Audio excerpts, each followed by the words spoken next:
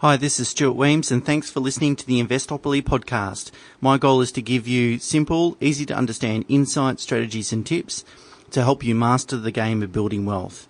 In this episode, I'd like to talk about private school fees.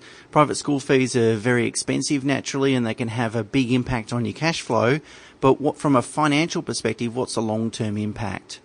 Let me first say that I'm not making a judgment on private school fees. I can only talk about the financial considerations. Of course, there's lots of considerations that you need to take into account, and for some people, private school education is extremely important, and that trumps any financial outcome. So let's put that aside for a minute and let's just talk about the finances.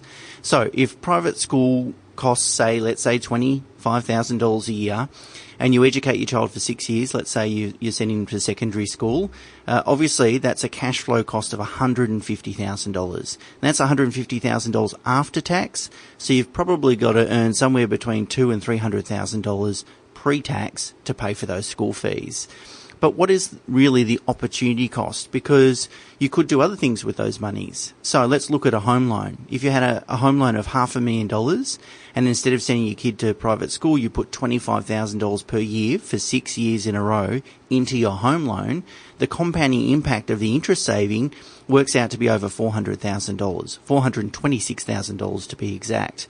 So together with the actual private school fees, you're down about $576,000 to be exact.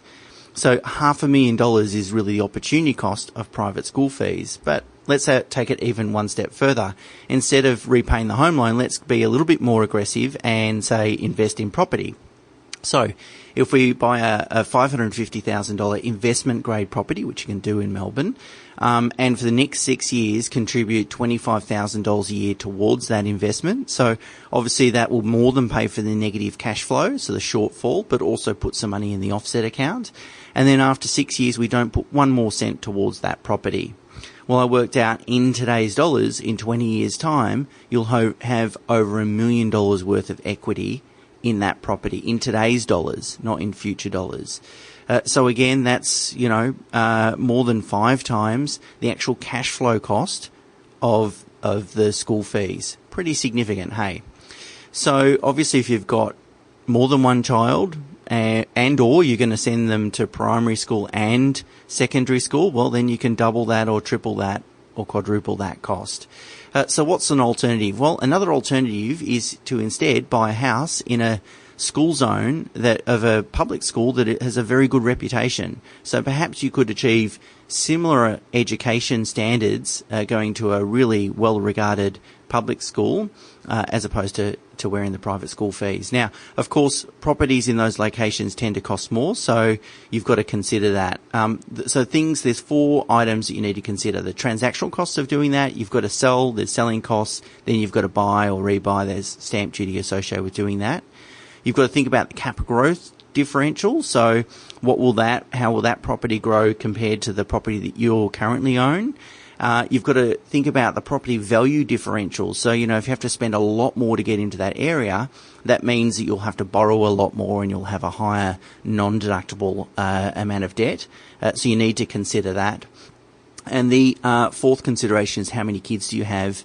Because obviously if you have one child, then the differential might not be that significant to warrant it. But if you've got 4 children, for example, then obviously there's a greater saving and it makes even more benefit to move into a good public school area.